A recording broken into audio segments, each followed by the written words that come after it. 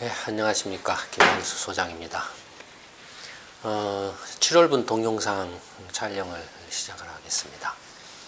6월 달에 원래는 이제 투자 강연을 개최할 예정이었습니다만, 다들 아시는 것처럼 메르스 사태로 인해서 6월 말에 개최하기로 한 투자 강연회를 한 2주 정도 연기를 했습니다. 그래서 이제 투자 강연회는 7월 4일과 11일 서울과 부산에서 열리게 되는데요. 그래서 6월 달에는 사실 그 투자 강연회 때문에 동영상 촬영을 2회분밖에 하지 않았습니다. 근데 6월 달 강연이 7월 달로 밀려버리는 바람에 다시 7월 달 동영상 촬영도 2회분 정도만 해야 되는 그런 상황이 됐습니다. 그래서 7월 달에도 두 편의 동영상 촬영으로 이렇게 하기로 하겠습니다. 각 공방의 운영진 여러분들께서는 참고하시고 공방 운영을 해주시면 감사하겠습니다. 먼저 이제 그 7월달 첫 번째 동영상 전체 횟수로는 39회 동영상이 됩니다. 7월 첫 번째 동영상의 주제는 한국이 무역 흑자가 많이 나는 이유에 대해서 인데요. 이미 그 한국이 무역 흑자가 많이 나는 이유는 경제 단신에서 이미 이렇게 설명을 한 바 있습니다. 그래서 경제 단신의 내용을 그대로 지금 이제 동영상에서 설명을 이렇게 하려고 합니다. 다들 아시는 것처럼 이제 그 유가가 작년 9월, 8월, 9월 이 무렵 이렇게 후반부터 이제 급락을 했죠. 보시면 이제 이게 지금 분기별로 두바이 유가를 나타내고 있습니다. 2007년부터 이제 올 2분기까지의 이제 두바이 유가 추이를 나타내고 있는데요. 보시면은 이제 2007년에 이제 배럴당 한 $60 밑 정도였다가 2008년 때 금융위기 이제 발생할 때에는 그때 배럴당 한때는 $140까지 치솟는 때도 있었죠. 그래서 배럴당 한 $120 가까이 올랐다가 금융위기 직후에는 이제 배럴당 거의 $40 선까지 쭉 떨어져 버렸죠. 거의 3분의 1가량 가격이 떨어져 버렸죠. 그리고 이제 금융위기가 일단 최악의 상황이 조금 이제 수습이 되면서 다시 유가가 점점 올라가기 시작해가지고 2011년에는 배럴당 한 $110 선까지 올라왔습니다. 그래서 배럴당 $110 선하고 110달러에서 $100 선에서 왔다 갔다 하면서 이렇게 지금 2014년 후반까지 왔는데요. 2014년 후반에 이렇게 갑자기 쭉 떨어졌죠. 떨어진 이유는 이미 다 아시는 것처럼 이제 러시아가 우크라이나를 침공을 해서 러시아에 대한 이제 미국이나 이렇게 유럽연합의 경제 제재가 시작됐고, 그 경제 제재와 맞물려서 러시아에게 가장 강력한 그 경제 제재 압박 수단이 될 수 있는 그로서 이제 유가를 떨어뜨리는 전략을 취하지 않았나라는 게 이제 저희 연구소도 그렇게 지금 이렇게 봤고요. 또 많은 사람들이 그렇게 이제 전문가들이 이렇게 생각을 추측을 하기도 했습니다. 그 이외에 다 또 그 이른바 이제 미국을 중심으로 하는 셰일 오일, 셰일가스 혁명이 일어나서 원유 공급이 그냥 급격하게 늘었죠. 특히 이제 미국의 원유 공급이 많이 늘었죠. 미국은 세계 최대 석유 소비 국가이자 원유 수입 국가죠. 근데 그런 원유 수입 국가가 원유 수입이 급감을 해버리니까 미국이 수입이 줄어든 만큼 전 세계적으로 원유가 남아 돌아 버리겠죠. 원유가 남아 돌면은 가장 타격을 받는 곳이 이제 중동인데, 그래서 이제 뭐 중동 지역이 그 원유 공급 과잉 압박을 감산을 통해서 가격을 유지하는 전략을 취하지 않고 자기 시장을 지킨다라는 그런 시장 그 점유율을 유지한다라는 그런 전략을 이렇게 선택을 했습니다. 그래서 감산을 선택하지 않고, 그러다 보니까 공급 과잉 압력이 그대로 가격에 반영이 돼서 이렇게 쭉 떨어진 그런 형태로 나타나고 있죠. 그러니까 근데 뭐 유가가 급락하면서 이제 뭐 여러 가지 요인들이 복합적으로 작용을 하고 있다라고 볼 수 있겠죠. 그 위에도 이제 중국 경제가 2014년, 13년, 14년 이 무렵부터 급격하게 이렇게 둔화되면서 또 이렇게 원유 비축이라든지 수입이 굉장히 이렇게 빠르게 늘어나고 있었는데, 그런 이제 중국 경제 둔화로 인해서 원유 수입이 이렇게 둔화돼서 뭐 그것이 또 유가 급락에 영향을 직간접적으로 미쳤을 가능성도 있습니다. 그러니까 뭐 이런저런 요인들이 이제 복합적으로 작용해서 어떤 결과적으로 유가가 2014년 급락하기 전에 비해서 40%가량 지금 급락을 했죠. 그러니까 가격대로 보면 거의 금융위기 전 2007년 초 아니면 2009년 금융위기 직후 거의 수준에 버금갈 정도까지 지금 떨어져 있습니다. 그러니까 배럴당 110달러 내지는 100달러 선이던 유가가 지금 이제 60달러까지 떨어져 있으니까 거의 뭐 40% 이상 떨어져 있죠. 이렇게 유가 급락이 한국의 그 무역 수지에 어떻게 영향을 미쳤는가? 굉장히 영향을 많이 미쳤을 거라고 이렇게 짐작이 됩니다. 근데 이제 구체적으로 어떻게 영향을 미쳤느냐에 대해서 한번 자세하게 한번 살펴보도록 하겠습니다. 먼저 이제 분기별로 한국의 수출입 금액 추이를 나타내 보면 금액이니까요. 보시면은 2008년 글로벌 금융위기 이후에 수출이 쭉 늘어났죠. 그러니까 이제 수출이 굉장히 수출과 수입이 동시에 많이 늘어났고 그 이후에는 이제 정체를 보이고 있죠. 정체를 보이다가 보시는 것처럼 2014년 후반기부터 수출, 초록색은 이제 수출이고요. 수입은 이제 빨간색입니다. 2014년 후반부터 수출도 확 줄고 특히 수입은 확 줄었죠. 이건 뭐하고 지금 맞물려 있습니까? 앞에서 보신 유가 급락하고 정확하게 맞물려 있죠. 그러니까 한국의 수출입이 2014년 후반기에 이렇게 급감하게 된 것은 유가 급락에 결정적으로 영향을 미쳤다라는 걸 추론할 수 있습니다. 굳이 뭐 이렇게 복잡하게 뭐 이렇게 분석하거나 설명하지 않더라도 직감적으로 알 수가 있죠. 그 다음에 이제 또 하나는 그 수출에서 수입을 뺀 게 뭡니까? 무역 수지죠. 이제 상품 수지라고 하죠. 이렇게 이제 국제 수지는 이렇게 상품, 물건을 이렇게 수출하고 수입하는 걸 상품 수지라고 하고, 그다음에 서비스를 갖다 이렇게 서비스를 제공하고 서비스를 사들여고 하는 것을 이제 서비스 수지라고 하죠. 서비스 거래라고 하죠. 그다음에 이제 이렇게 외국에 가서 취업을 해서 거기서 월급을 받아가지고 본국에 송금을 한다든지 아니면은 이제 외국 주식이나 채권에 이렇게 또는 외국 기업에 투자를 해가지고 그로부터 이렇게 발생하는 어떤 이자나 배당 소득을 이렇게 주고받는다든지 하는 그게 이제 소득 수지죠. 소득 수지고 그래서 이 상품 수지, 서비스 수지, 소득 수지를 다 합친 게 경상 수지죠. 경상 수지입니다. 지금 여기서 보시는 것은 이 수출입은 상품 수출입을 말합니다. 그러니까 상품 수출에서 상품 수입을 뺀 게 상품 수지죠. 상품 수지 추이를 보시면 어쨌든 그 금융위기 전에는 상품 수지가 뭐 이렇게 그렇게 흑자라든지 적자를 냈다가 이렇게 크지 않았습니다. 근데 금융위기 이후에 상품 수지가 푹 늘어가지고 거의 이제 2010년 무렵부터는 분기별로 상품 수지가 100억 달러 정도의 흑자를 내는 그런 모습을 보이고 있죠. 분기별로 100억 달러 흑자를 이렇게 내고 쭉 해서 그러면 분기별로 한 100억 달러 상품 수지 흑자가 내면 연간으로 치면 얼마가 되죠? 400억 달러 정도 흑자가 되죠. 예, 상당한 규모입니다. 근데 이제 뭐 통계상으로는 약간 뭐 이렇게 그 분기별 데이터하고 연간 데이터가 조금 앞뒤가 좀 안 맞는데 연간 데이터로 치면은 상품 수지 흑자가 2013년 같은 경우는 보시면은 역시 뭐 한 100억 달러 수준인데 분기별로 치면은 평균적으로 한 100억 달러 수준을 유지를 하고 있으니까 1년에 이제 4개 분기가 4분기이지 않습니까? 곱하기 4 하면은 400억 달러가 돼야 되는데 연간 상품 수지는 800억 달러, 900억 달러로 나와 있어요. 연간 수지가 그래서 이게 조금 앞뒤가 안 맞는 이제 분기별 데이터하고 연간 데이터하고 앞뒤가 좀 안 맞는. 어쨌든 간에 분기별로 이제 이렇게 나와 있는데 그 보시는 것처럼 2014년 후반기부터 수출도 줄었지만 수입이 확 줄어가지고 지금 상품 수지가 어떻습니까? 갑자기 벙 하고 뛰어버렸죠.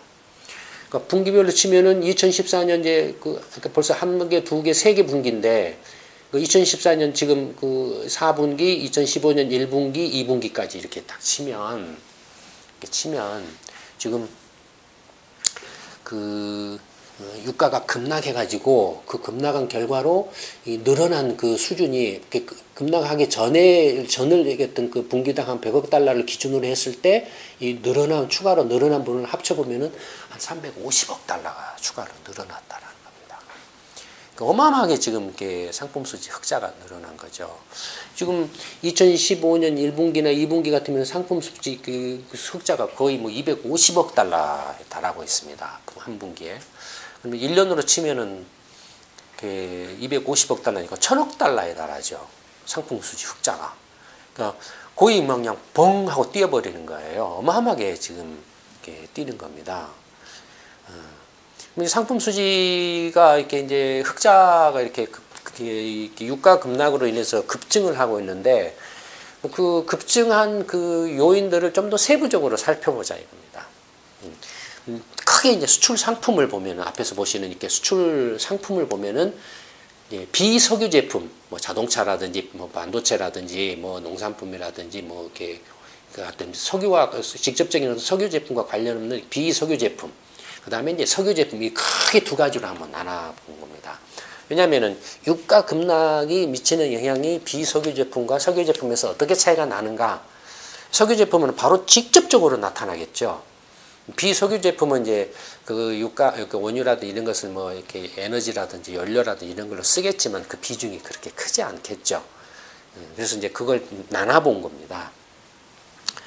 그 다음에 석유 제품을 보면은 석유 제품은 이제 이렇게 그 원유라든지 천연가스, LNG라든지 천연가스라든지 하는 그 광물성 연료, 석탄이라든지, 그 다음에 이 원유를 이렇게 가지고서 휘발유라든지 납타라든지 뭐 이렇게 화학 제품 같은 것을 만들어내는 이른바 석유 화학 제품, 뭐 이런 게 크게 또 두 가지로 이렇게 나눠서 이렇게 분류를 했습니다. 그래서 수출 상품은 비석유 제품과 석유 제품인데 이 석유 제품을 다시 광물성 연료하고 석유화학 제품으로 나눠 가지고 이제 각 비석유 제품과 석유 제품의 수출입 추이를 한번 조사를 해본 겁니다. 그래서 비석유 제품의 수출액을 보시면은 어떻습니까? 그 유가 2014년 앞에 전체로 보면은 이렇게 쭉 떨어졌는데 유가가 급락한 기점을 해서 쭉 떨어졌는데 비석유 제품의 수출과 수입을 보면은 수출은 전혀 거의 변화가 없죠. 유가 급락 전이나 급락 후나 변화가 없죠. 다음에 비석유 제품의 수입만 약간 좀 줄었죠. 그러니까 수입 하락이 좀 효과가 조금 있죠. 그래서 이 비석유 제품의 상품 수출에서 수입을 뺀 이 비석유 제품의 상품 수지를 보면은 유가가 급락하기 전에 비해서 급락한 후에 별로 이렇게 안 늘어났다 이거예요. 억지로 이걸 이제 늘어난 정도를 이렇게 계측을 해보면 한 90억 달러 정도밖에 안 늘어났다 이거예요. 그러니까 토탈로 지금 2014년 8월 이후부터 유가가 급락하기 시작을 했는데 그 시점부터 이제 비석유 제품의 상품 수지가 이렇게 급락하기 전 수준을 기준으로 해서 늘어난 부분만을 이렇게 따로 떼가지고 그걸 계산해 보니까 한 90억 달러가 됐다 이거예요. 누계로. 그 다음에 비석유 제품은 이 정도입니다. 그 다음에 이제 석유 제품을 보는데 앞에서 이제 석유 제품은 두 가지라고 그랬죠. 광물성 연료하고 석유화학 제품 두 가지라고 그랬죠. 이제 먼저 광물성 연료의 수입하고 수출을 이렇게 살펴보면 한국의 최대 수입 품목은 뭡니까? 원유 수입이죠. 원유 수입이 제일로 큽니다. 원유 수입이 이제 그 광물성 연료에 속하는 원유에 해당하는 광물성 연료의 수입, 이게 빨간색이 수입인데 보시면은 유가가 급락하기 전에는 분기별로 한 400억 달러에서 한 450억 달러 정도를 수입을 했습니다. 분기별로. 근데 유가가 더 급락하면서부터 지금 가장 최근 분기에는 한 50억 달러 정도까지 줄어버렸어요. 수입액이. 확 줄어버렸죠. 그러면 이게 수입 금액이니까 야 이게 유가가 하락한 것도 있지만 원유 수입 물량 자체가 줄어들 수도 있지 않느냐라고 생각할 수도 있잖아요. 이 줄어든 게 원유를 적게 수입을 해서 줄어들 수도 있잖아요. 그래서 그 수입 물량을 조사를 해본 겁니다. 이게 지금 수입 물량을 나타낸 건데 보시는 것처럼 수입 물량은 변했습니까? 변하지 않았습니까? 전혀 지금 변함이 없죠. 유가가 급락하기 전이나 급락한 후나 수입 물량은 거의 비슷하게 지금 수입을 하고 있습니다. 따라서 지금 광물성 연료의 수입이 급감한 것은 오로지 유가 급락에 기인한다라는 걸 알 수가 있죠.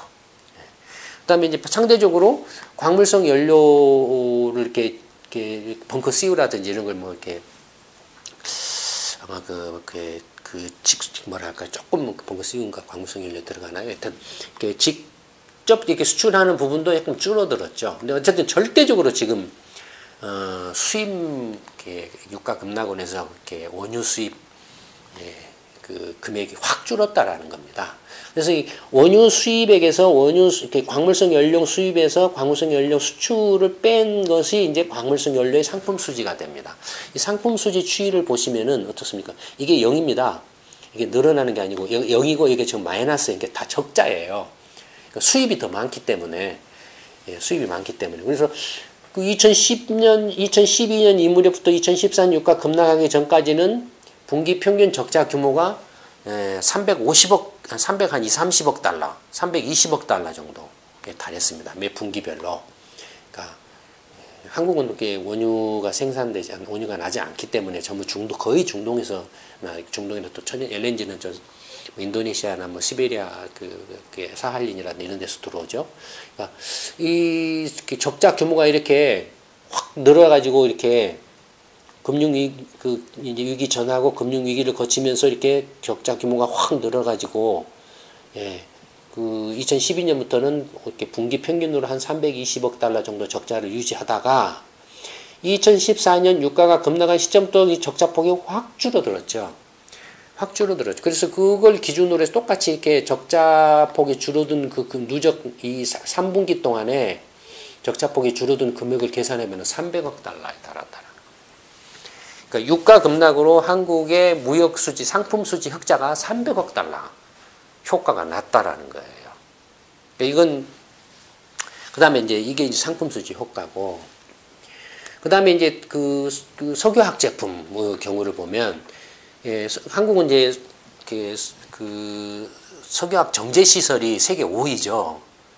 그러니까 원유 수입이 많은 이유 중에 하나도 정제 시설 용량이 크기 때문에 그렇습니다.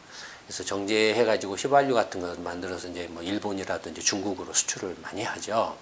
그러니까 보시면은 석유화학 제품 같은 경우는 뭐 이렇게 그 수지 같은 범용 수지 제품 같은 것도 이렇게 있는데, 그 보신 것처럼 유가가 급락하기 전에는 한 130억 달러 정도씩 수출을 했죠. 그러다가 유가가 급락한 후에 축 떨어졌죠. 이거 뭡니까? 유가 급락한 원가 하락 부분을 반영을 하고 있는 거죠, 지금. 수출 가격에. 원가 하락 부분을 반영하고. 수입은, 석유화학 제품 수입도 물론 약간 줄었지만 그 수입 줄어든 폭은 그렇게 크지 않죠. 왜 크지 않습니까? 한국이 주로 수입하는 석유화학 제품은 뭡니까? 고기능성, 정밀 화학 제품들이 많죠. 첨단의 어떤 그런 화학 제품들이 많다 보니까 그것은 그 가격 변동에 그렇게 별로 이렇게 민감하지 않습니다. 전문적으로 말하면 비탄력적이라는 거죠. 그러니까 한국 경우에는 이렇게 확 영향을 받는 이유는 뭡니까? 주로 범용품이기 때문에 그렇다라는 거죠. 수입은 영향을 그렇게 받지 않는 것은 한국이 주로 고기능성 석유화학 제품을 주로 수입을 하고 있기 때문에 그렇습니다. 어쨌든 간에 석유화학 제품 수입이 확 줄었는데, 수출이 확 줄었는데, 이것도 똑같이 물량이 줄어서 그랬을 수 있지 않느냐라고 할 수 있지만, 보시면은 이게 이제 그 수출 물량을 나타냅니다. 어떻습니까? 더 늘어났죠. 유가가 급락한 후에 석유화학 제품의 수출은 더 물량은 늘어났죠. 물량이 늘어났는데 금액은 더 반대로 거꾸로 확 줄었다라는 겁니다. 그러니까 총량으로 두 개를 합치면은 양수겹장으로 더 확 줄었다라는 거죠. 그래서 이 석유화학 제품의 그 상품 수지를, 그러니까 수출에서 수입을 뺀 그 상품 수지를 이렇게 살펴보면, 그 분기별로 치면은 2011년, 12년 이 무렵부터 한 80억 달러 정도 흑자를 냈다 이거예요. 그런데 이제 2014년 그 후반기 유가가 급락한 시점부터 확 줄어들어서 이 3분기 동안에 누적 수지 감소, 흑자 감소 효분이 한 40억 달러에 달한다. 그러니까 원유, 앞에서 보신 원유는 300억 달러의 그 적자를 줄이는 효과가 있었는 반면에 석유화학 제품은 거꾸로 한 40억 달러 흑자가 줄어들었죠. 그렇죠. 두 개를 합치면은 300억 달러에서 40억 달러를 빼면은 한 토탈로 석유 제품에 있어서는 한 260억 달러의 그 무역 수지 그러니까 플러스 효과, 적자가 줄어드는 그런 효과가 나타난 거죠. 그러니까 이게 이제 석유 제품은 뭐냐면 앞에서 보신 광물성 연료하고 석유화학 제품 두 개를 합쳐 놓은 겁니다. 두 개를 합해 놓고 봤을 때에 이게 물량은 안 줄었어요. 물량 보시는 것처럼 수입 물량은 약간 줄었죠. 그러니까 수입 물량 줄어든 만큼 이 효과를 이렇게 해서 이제 차감을 하면 이제 되는 건데, 수출 물량은 약간 줄은 건데, 어쨌든 수입 물량이 수입액이 확 줄었다 이거예요. 그래서 이걸 그 상품 석유 제품 전체로 상품 수지를 계산을 이렇게 해보면 효과를 계산해 보면은 한 260억 달러 정도. 상품 수지, 적자죠. 지금 원유 수입이 압도적으로 크기 때문에 석유화학 제품 수출보다도. 그러니까 이렇게 광물성 연료 수입은 아까 말씀드렸던 것처럼 분기별로 한 450억 달러씩 이렇게 수입을 하는데, 석유화학 제품은 한 120억 달러 정도 수출을 하니까, 이렇게 반면에 수입은 한 5억 달러? 그 다음에 이제 광물성 연료 같은 경우는 뭐 한 100억 달러 약간 넘는 정도? 뭐 이런 정도니까 훨씬 지금 이렇게 크죠. 그래서 이 두 개를 합쳐서 전체적으로 유가 급락이 그 상품 수지 개선에 미치는 영향을 계산해 보면은 260억 달러 가까이 상품 수지 흑자를 증가시키는 효과를 냈다라는 겁니다. 전체로 보면 전체로 보면은 이건 뭐였습니까? 비석유 제품하고 석유 제품을 다 같이 합쳐놓은 전체 수출과 수입을 나타낸 거라고 그랬죠. 그래서 전체로 보면은 한 350억 달러 효과가 나타난 걸로 보이는데, 이 350억 달러 그 흑자가 늘어난 것 중에 석유화학 제품, 그러니까 석유 제품이 유가 급락으로 인해서 석유 제품의 상품 수지 적자가 줄어드는 게 260억 달러 효과가. 그 다음에 유가 급락으로 인해서 비석유 제품의 이렇게 이렇게 연료비라든지 에너지비가 줄어들어서 이렇게 수출 증대 효과라고 할까요? 이렇게 가격들 조금 이렇게 이제 그 경쟁력이 살아나서 수출이 조금 더 늘어나는 그 증대 효과가 한 90억 달러. 그러니까 260억 달러하고 90억 달러 합쳐서 전체적으로 뭐 한 350억 달러. 그러니까 유가 급락 효과가 나타났다라는 겁니다. 그러니까 어마어마한 거예요, 지금. 그러니까 지금 한국의 경상수지 흑자의 대부분은 상품수지 흑자에 기인합니다. 대부분은. 그러면 상품수지 흑자 내지는 경상수지 흑자가 굉장히 크게 늘어났다. 그래서 한국이 지금 굉장히 잘 나가고 있느냐? 그게 아니라는 거죠. 거의 외부적인 요인에 기인한다라는 거죠. 유가 급락이라는 한국이 스스로 통제할 수 없는 외부적인 요인에 기인해서 이렇게 상품수지 흑자 개선 효과가 아주 크게 나타나고 있다는 겁니다. 이걸 보고서 잘못 정책을 하거나 잘못 판단하면 어마어마한 착시를 불러일으키기 쉽다 이거예요, 이런 것들이. 그러니까 이건 뒤집어놓고 말하면 한국 산업 구조, 한국 경제가 어떤 구조라는 겁니까? 다 에너지 소비 경제라는 겁니다. 다 에너지 소비 산업 구조라는 겁니다. 그래서 유가가 하락했을 때 그 레버리지 효과가 크게 확대되게 나타난다라는 겁니다. 거꾸로 말하면은 이런 경제에는 유가가 다시 반등해서 급격하게 올라가면 어떻게 되겠습니까? 반대로 경상수지가 상당히 악화되겠죠. 반대 현상이 일어나겠죠. 확 줄어들겠죠. 이렇다라는 겁니다. 그러니까 지금 이런 그 유가 하락 시기에 사실은 한국 경제 전체로 보거나 산업 구조적인 측면에서 봤을 때 이런 수지 개선 효과가 나타났을 때 어떻게 해서든지 이것을 산업 경쟁력, 경제 전체 경쟁력을 높일 수 있는 방향으로 활용을 해야 된다 이겁니다.